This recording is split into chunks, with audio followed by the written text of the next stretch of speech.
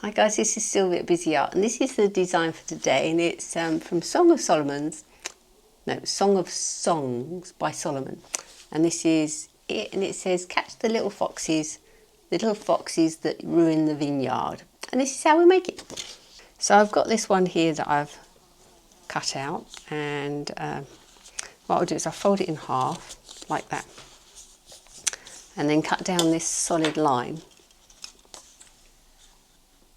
down there, and then fold this triangle over like that, and then open it up so it's like a, well, if I turn it upside down you'll be able to see like a little birdie beak. So it's simple to do. Make sure that's nice and secure, and then I've put some double-sided sticky tape on this one, so I'll take that one off like that, and then I can line up the leaves and the fox like that. It mustn't come over this folded line because otherwise it won't fold up. That'll go there like that.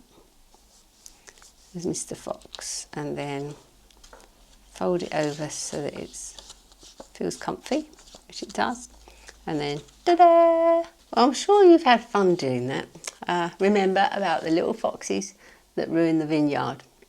God bless, and see you next time.